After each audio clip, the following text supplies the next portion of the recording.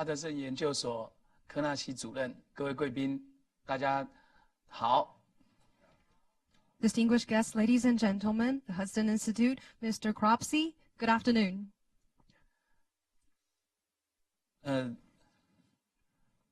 谢谢哈德逊研究所的安排。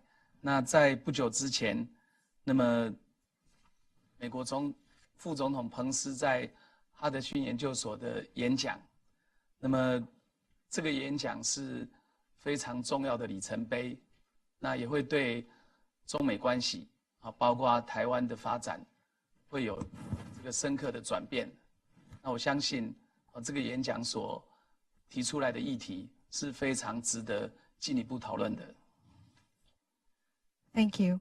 Recently, Vice President Pence had a speech at the Hudson Institute, and I believe that the speech represents a great milestone that will change the course of development of Chinese-U.S. relations and also Taiwan's future development. So I believe that Vice President Pence's speech has a lot of topics that we can discuss about in further.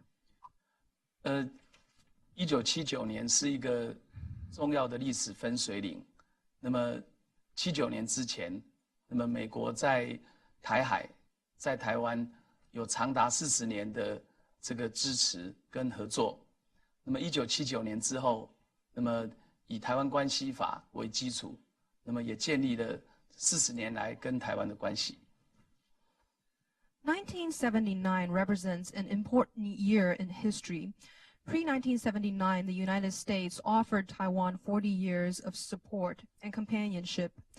And after 1979, the United States used the Taiwan Relations Act to continue this friendship with Taiwan. 美国在战后对东亚国家的援助，包括台湾在内，那么成就了一个这个非常重要的成果，也就是这个资本主义市场经济的发展跟民主政治，那么同步能够完成，那么也能够这个造就了在华人世界里面，那么最民主的典范，那就是台湾。我想在战后的美国援助以及对台湾民主的支持，是促成了台湾今天的成果。The United States aid for East Asian countries in Taiwan following the war are very significant and have yielded significant results. Primarily the development of a capitalist market and a booming economy, also simultaneously happening with the development of democracy, among which the most classic example is Taiwan's flourishing democracy. And I do believe that Taiwan's democracy is contributed by the U.S.'s support. 那中国从1978年改革开放政策以后，那么从这个中美贸易以及全球化的经济，那么得到了巨大的经济果实，但是并没有伴随着这个成果而带来这个威权政治的转变。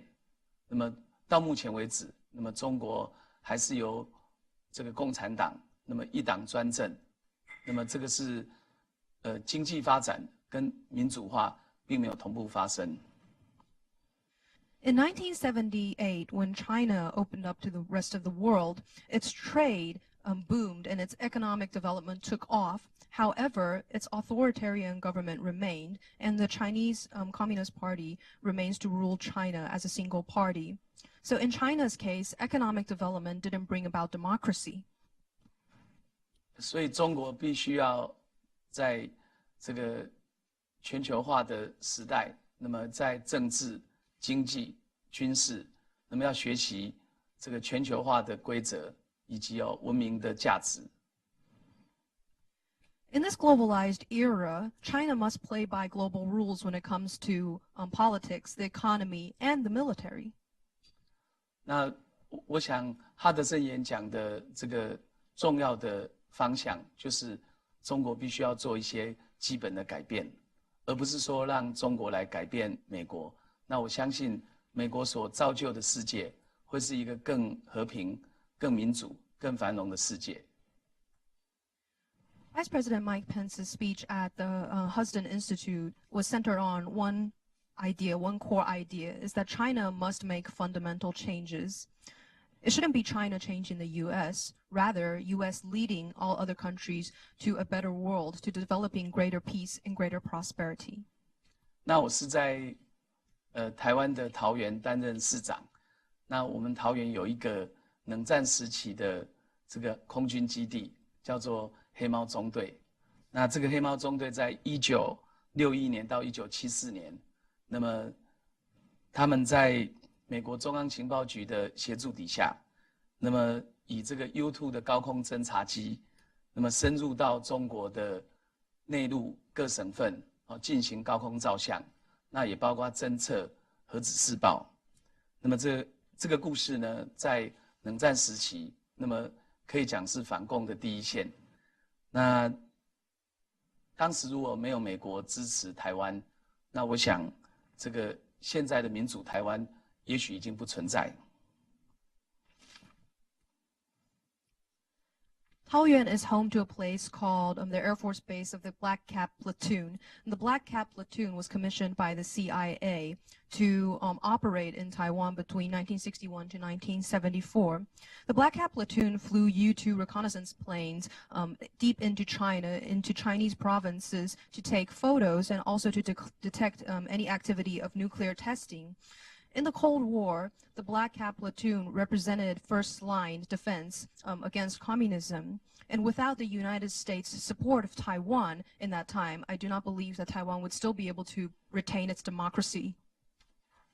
这个黑猫中队的标志就是这个样子。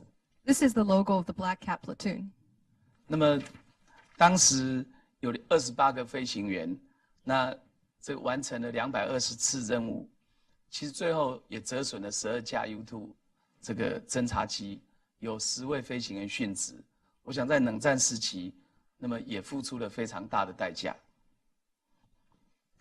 Back then, the Black Cap Platoon had 28 pilots in total, and they completed 220 missions. But during these 220 missions, they lost a total of 12 U-2 planes, and 10 pilots died in the line of duty. So they represented a sacrifice during the Cold War.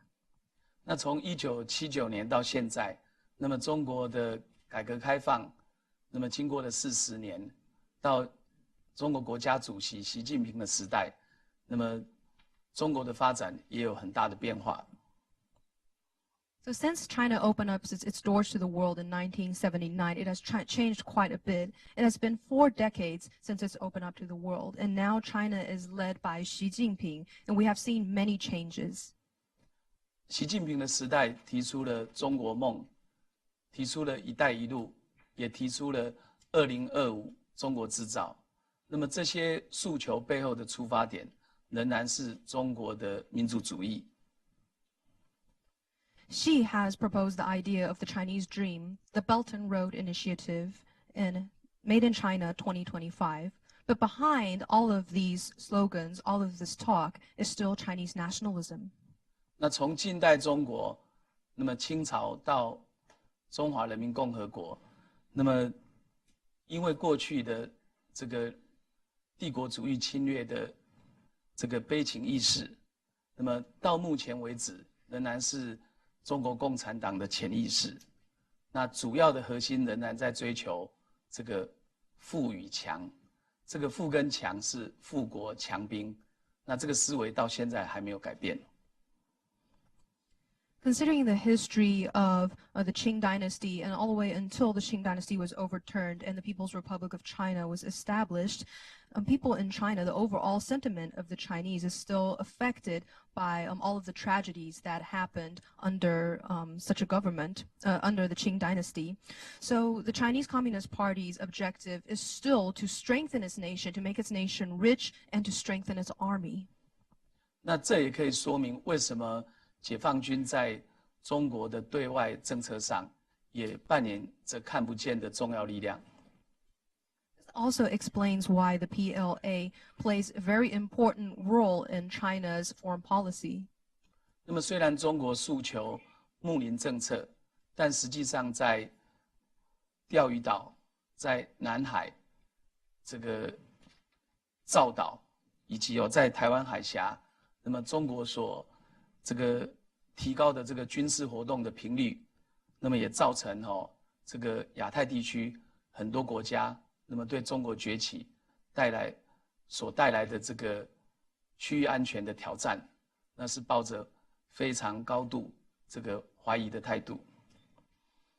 Although China claims that its policies are to coexist with its neighbors, however, seeing China's activities in terms of the Diaoyu Islands, the South China Sea, and also its increased military presence in the Taiwan Strait, it is difficult for countries in the Asia-Pacific to believe in China's sincerity, and these countries are currently facing many challenges. 在中国举办北京奥运的时候，那么大家希望奥运的举办可以让中国更开放，那中国自己的理解却是这个万邦来夷，这是传统的这个以中国为主的天朝秩序这样的想法。During the Beijing Olympics, people from the outside world hoped that this would be an opportunity for China to change. However, China's idea was still for all countries from around the world to come to admire China. 那么，在中国的宪法里面有所谓不称霸的说法，但实际上，那么中国也表示了太平洋很大，那么中国要跟美国平起平坐，那建立起新型的大国关系，所以他们的政策目标在区域以及全球的事务上，那不只是要这个掌握话语权，甚至也要在某些区域安全的问题上，它要采取比较具有支配权的做法。Although China's constitution states that China does not aim to dictate the area, Chinese leaders have mentioned that the Asia-Pacific area is big enough to accommodate both China and the United States. So China sees itself as an equal to the United States, and it wants to create a new dynamic and a new balance of power in the area. China's policies objectives in the region and also around the world are centered on expanding its power of speech and also its dominance. 像中日争执的钓鱼台的议题，那么以及台湾问题，还有南海的议题，在中国都被视为是核心利益。那所谓核心利益，在中共的讲法里面，就是不可以退让的底线。那么这跟这个用和平对话的方式解决国际争端这样的一个文明价值，其实是背道而驰的。So when we look at the dispute over the Diaoyu Islands between China and Japan, or China's take on the Taiwan problem, and also China's presence in the South China Sea, these are all China's core interests, which means that they are not willing to forego any of these interests. 那么，在印太战略底下的重要国家，像日本跟印度，那么有很多书籍探讨这个中日关系跟中印关系。那么有一些比较有趣的比喻，那么用中文讲中日关系，这个一山不容二虎。那么在区域问题上，那中国表现出这个比较强烈的这个支配的想法。那印度也是一样。那一般的说法是叫做龙象是否能够共舞，或者是相争。Many books have discussed the Indo-Pacific strategy and China's and India's relationship under this framework. If we look at China and Japan's relationship, there's a common saying in Chinese saying that one mountain cannot harbor two tigers. And when you look at the regional issue, regional problems, China continuously seeks to increase its dominance, and so does India. 那么，以习近平时代所提出的一带一路政策，那被非常广泛的讨论。那么这个政策，那么对于中亚、南亚、东南亚，那么都会有非常深刻的影响。So one thing to think about is whether or not China and India can coexist under this new environment, or if one must prevail. And when discussing the Belt and Road Initiative, The Belt and Road Initiative clearly influences Central Asia, Southern Asia, and also East Asia and Southeast Asia. 那么中国跟美国对于这个国际援助到底有什么样根本的差别？那么美国模式是透过援助让这个区域能够经济发展、政治民主，能够带来更大的安定。那中国的模式，中国因为它的出发点它是威权政府，那么它选择援助的目的，并不在于促进那个国家的繁荣，而是在于取得资源、取得战略的地位。So what are the differences between the characteristics of Chinese aid and aid from the United States to other countries? Well, when you look at the objective of U.S. aid, it is to help other countries prosper their economy, to develop a democracy, and to achieve stability. China, however, remains to be an authoritarian government, and its focus when providing aid is not centered on the prosperity of this country or helping the people. Rather, it is centered on securing resources for China or securing a strategic position. 那么，我们看到美国跟中国两个不同的方式，到底哪一个方式对于这个世界会变得更好？那帮助比较大？究竟是要这个美国来改变中国？或者中国来改变美国，现在也是一个 turning point。And now we are being faced with a turning point when looking at how the United States and China's policies for helping other countries differ. We must think about which will benefit the world more. Will it become the United States changing the world or China changing the world? 那么其实我们看中国比较属于军方对外的报纸。这个《环球日报》的这个论述，那么其实这整个他们的论述，那么中国想要这个支配这个区域的安全议题，以及在全球事务上，那么提高中国的角色是非常强烈的。那这样一个新的路线，越来越明显。So if you look at reports from the Global Times, which is heavily connected to China's army, you will be able to tell that China is seeking to dominate regional security, and it is also seeking to upgrade its status in global affairs. 那么，如果从解放军的这个发展来看，那么在军事的现代化以及预算的增加，包括这个部队的调整，那么在习近平时代都做了很大的调整。事实上，这样的调整目的也是充满了一个新的战略目的。So when you look at the recent developments of the PLA, the modernization of the PLA, and also the increase in military budgets, and also adjustments to their military deployment, it is obvious that the goal is to develop a new strategic position, to strengthen China's strategic position. 那么美国印太战略，我想可以平衡那么中国崛起所带来的扭曲。那么在安全、繁荣以及这个印太地区的政府的良善治理、人权的这个赋权，也都能够得到更大的力量。I believe that the U.S.'s Indo-Pacific strategy can balance out the challenges brought about by China's rise.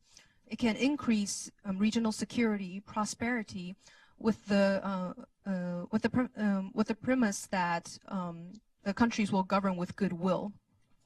那么台湾在印太战略底下，事实上也可以做美国这个忠实的民主伙伴，以及经济合作的伙伴。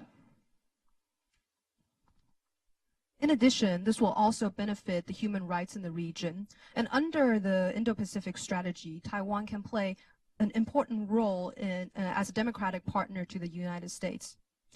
那么我就分以下几点来报告一下台湾可以扮演的角色。Now I would like to elaborate on the roles that Taiwan can play under the Indo-Pacific strategy. 第一个，台湾也有能力做这个对外援助。那么台湾的这个新南向政策那么提供了35亿美金，那么参与这个南向国家的这个基础建设。First of all, Taiwan is also capable of providing foreign aid. Under Taiwan's new southbound policy, the Taiwanese government provides $3.5 billion worth of aid to Southeast Asian countries to improve their infrastructure. 那么第二，台湾跟美国经济的这个互补以及合作，那么是具有很深厚基础，在这个高科技以及有制造业的领域。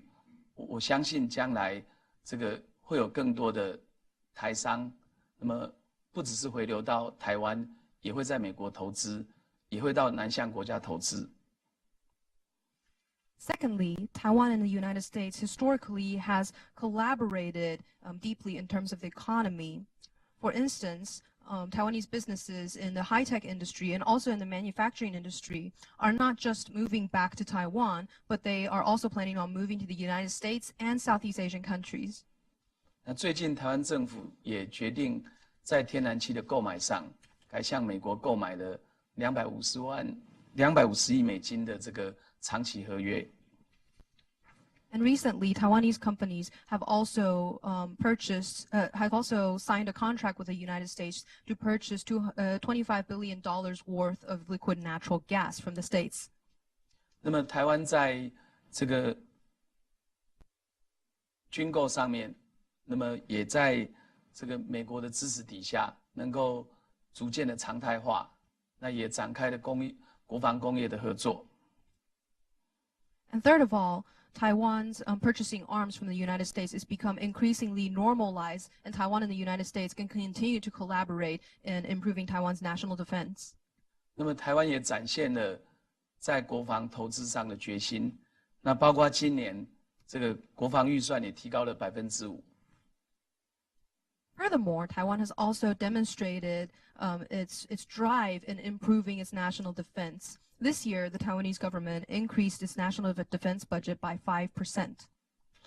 那么，美国提出的台美全球合作以及训练框架 GCTF 已经成立3年。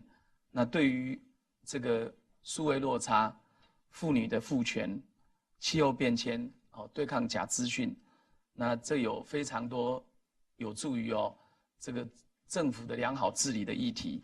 那么也有助于整个公民权利的赋予。那么台湾也配合这样的政策，做了非常多这个推广的活动。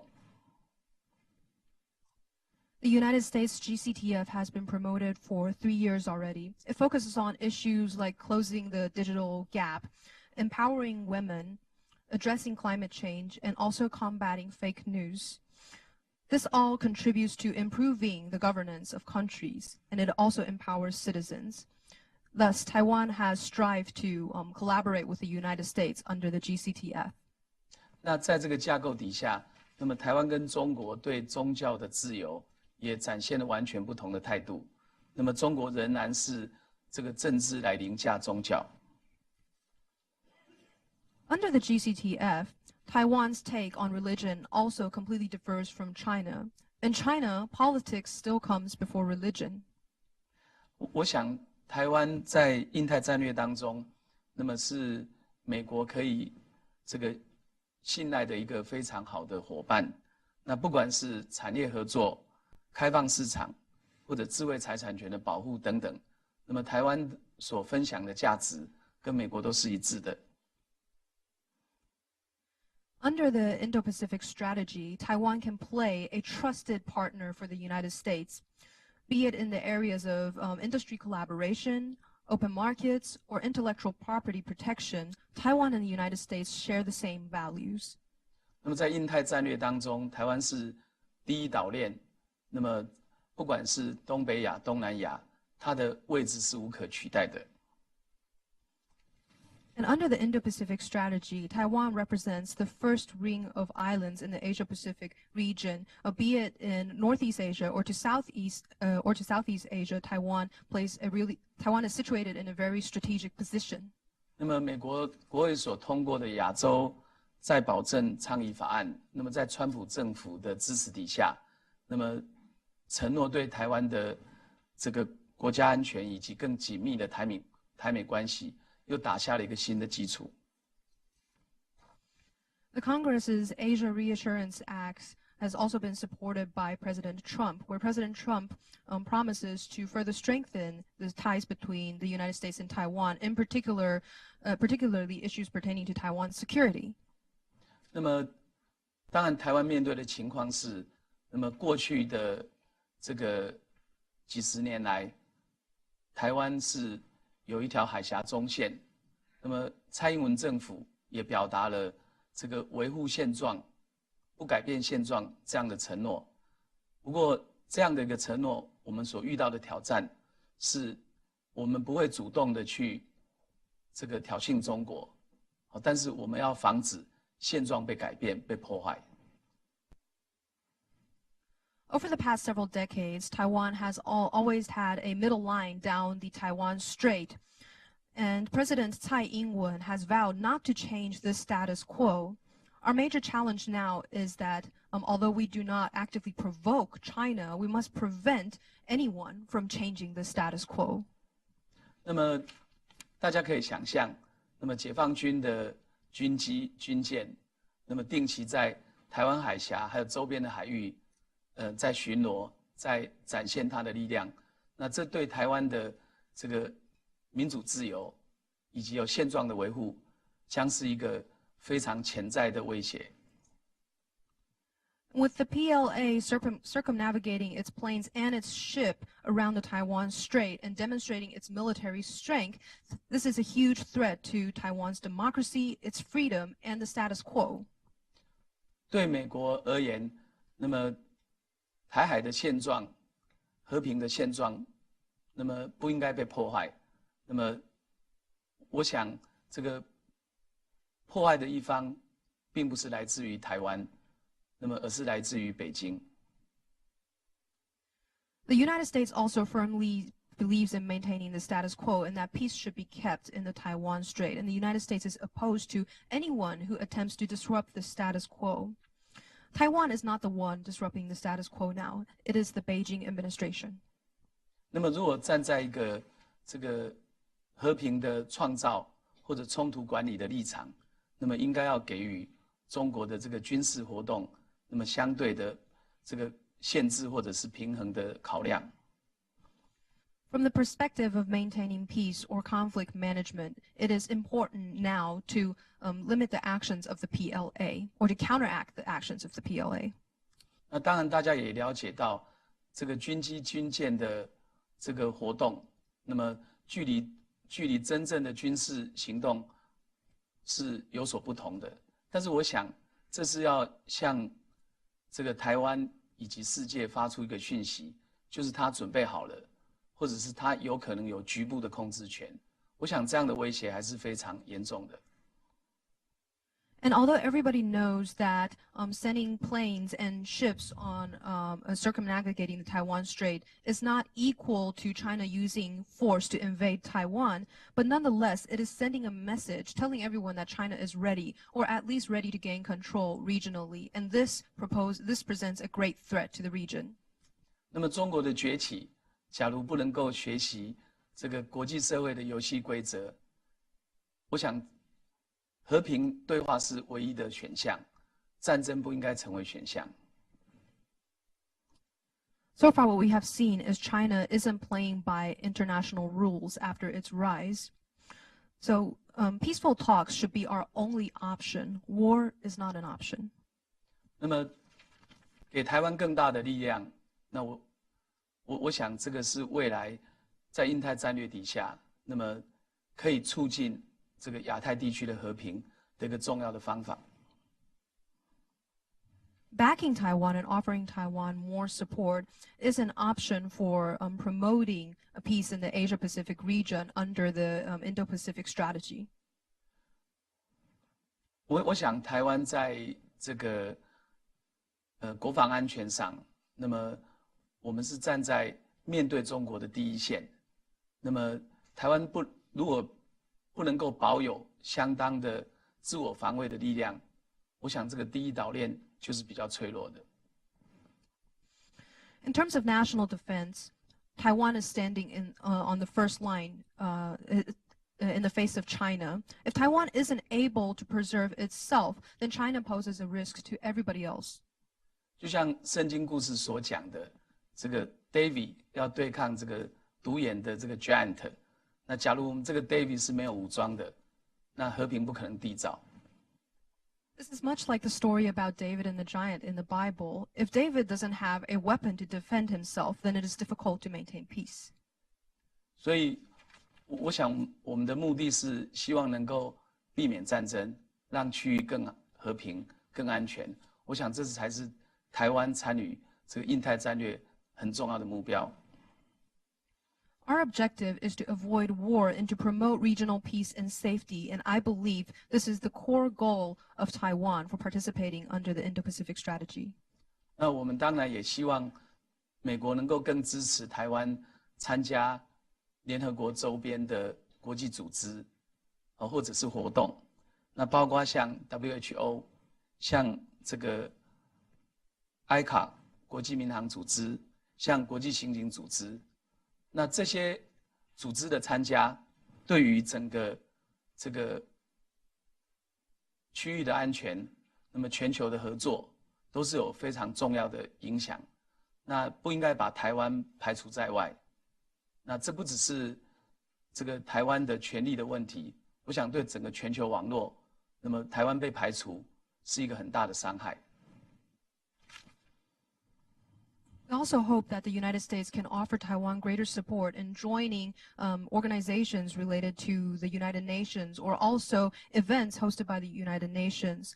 Other organizations that we need support in include the WHO, the International Civil Aviation Organization, and also Interpol. Participating in these organizations is beneficial to regional security and also to global collaboration. Taiwan should not be excluded from these organizations or these events. This is not only simply about Taiwan's rights, it is also about promoting global collaboration. 就像这个公共卫生以及健康的议题，那么台湾最近针对这个 WHO 的疫苗会议，那因为这个中国坚持要通过中国转交邀请给台湾，那么在开会的前一天晚上才收到通知，根本来不及参加。我想这样的小动作穿小鞋，那这个方式对台湾来讲，以及对这个全球卫生架构都是有不利的影响。应该让台湾能够有更大的参与空间，那对于整个区域的这个安全或者合作的架构才是有帮助的。For an example, in the field of public health, the recent vaccine-related conference held by the World Health Organization, Taiwan only received an invitation by China the night before of this conference. And because China insisted that Taiwan could only attend this event upon invitation by China. So one day is not enough time for Taiwan to send a delegation to attend this conference. And this greatly damages Taiwan, and it also damages public health around the world. Taiwan should have a right to increase its presence in these organizations and these events for it to be able to contribute to regional security. 那最后我来讲一下中美贸易战争的议题。那么中国的企业，特别是巨型的企业，那么它在市场经济跟全球贸易底下，它不只是一个企业，因为这个企业背后有这个中国政府那全力的支持，包括土地，包括补贴，包括租税，甚至包括技术的强制移转，或者智慧财产权的这个窃盗。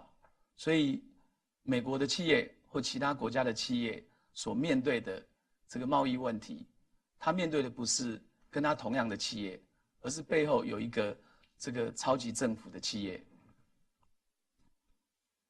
Finally, I would like to talk a bit about the US-China trade war. Many Chinese companies, especially major corporations, are actually backed or supported by the Chinese government. The Chinese government helps these companies acquire land, offers them subsidies, offers tax breaks, And also the Chinese government is involved in forced technology transfer and also IP theft. And as a result, U.S. companies or companies from other places around the world are not directly facing Chinese companies. Rather, they're facing these companies that are manipulated by a bigger, powerful government. 那我想，这些企业能够这个崛起成长，我想国家力量在背后的支持是最关键的。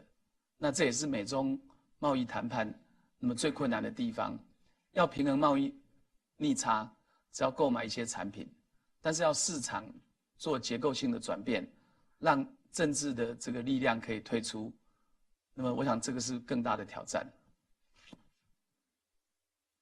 So the rise of Chinese companies is, the reason that Chinese companies have risen is because of the support offered by the Chinese government. And this is also the greatest challenge that the United States faces during the trade wars. Of course, China buying produce from the United States can decrease its deficit.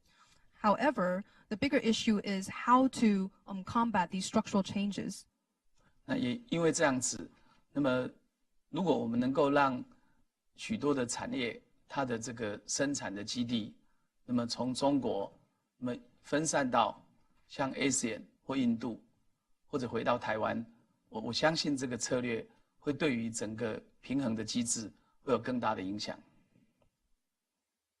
If the production bases of companies can be relocated from China to ASEAN countries, India, or Taiwan, I believe that it will create a greater balance in the region. 那我也相信，那么中国在贸易谈判上所做的这个退让，那么是暂时的。那么这个中美贸易的这个竞争，将会是一个比较长期的挑战。I also personally believe that the compromises that China has made during the trade negotiations are only temporary, and we should be expecting long-term competition between the United States and China. 那我们希望，那么台湾在这个过程当中，也可以跟美国这个分享同样的价值，那么采取同样的策略，那么一方面能够让区域的安全获得保障，二方面也可以让经济得到更健康的发展。And we hope that Taiwan will continue to strengthen its bonds with the United States and continue to promote our common values and share the same policies so that we can further promote regional security and economic prosperity. 因为台湾是离中国最近的，那么虽然这个有着同样的语言，但是在基本价值的分歧还是非常明显。我们希望台湾能够在未来，能够在这个新的这个政策底下，那么得到更好的发展。Although Taiwan is quite close to China and we also share a common language, we have drastically different values. I hope that in the future, under new policies and new frameworks, Taiwan is able to prosper and develop. 那同样的，我们跟美国虽然这个讲的语言不一样，但是我们在这个民主价值、在经济自由、在个人权利的保护上是完全一样的。And although the United States and Taiwan do not share common language, what we share in common is our belief in democracy, economic freedom, and human rights. 好，那希望今天也能够就这些问题跟哈德逊研究所的这个专家们还有来宾们，那做更多的沟通。谢谢。And I hope that I am able to further discuss this topic and these issues with our experts from the Hudson Institute and all of our experts here today. Thank you.